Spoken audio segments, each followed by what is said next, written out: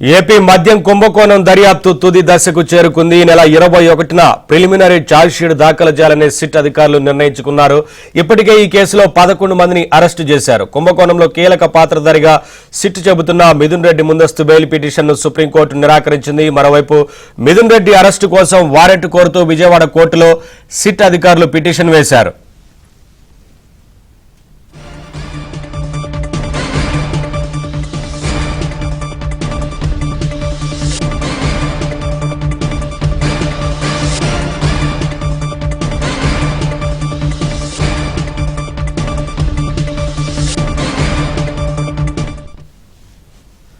ఇదే అంశానికి సంబంధించి మరింత సమాచారం మా ఇన్పుట్ ఇన్ఛార్జ్ శ్రీహరిని అడిగి తెలుసుకుందాం.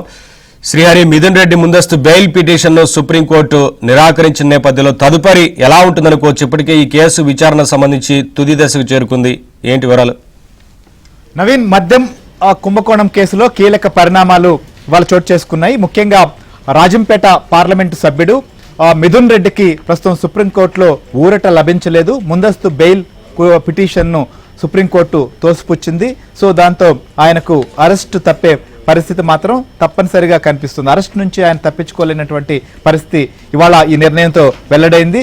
ఇప్పటికే ముందస్తు బెయిల్ కోసం ఆయన అనేక ప్రయత్నాలు చేశారు. హైకోర్టులో కూడా ఆయనకు ఊరట లభించలేదు. దీంతో సుప్రీంకోర్టును ఆశ్రయించడం జరిగింది. సుప్రీంకోర్టులో కూడా దీనికి సంబంధించినటువంటి వాదనలు కొద్దిసేపటి క్రితమే ముగిశాయి. సో దీంతో ప్రస్తుతం ఉన్నటువంటి పరిస్థితుల్లో ముందస్తు బెయిల్ ఇచ్చేందుకు కూడా సుప్రీంకోర్టు నిరాకరించింది.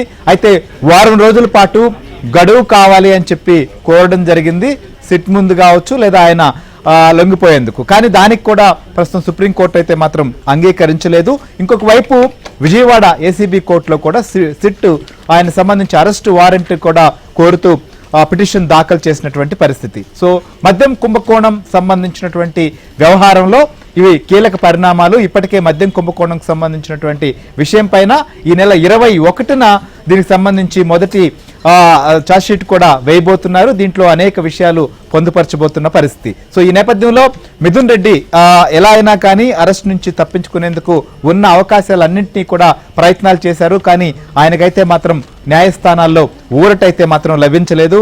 ఇప్పటికే ఈ కేసులో A4గా మిథున్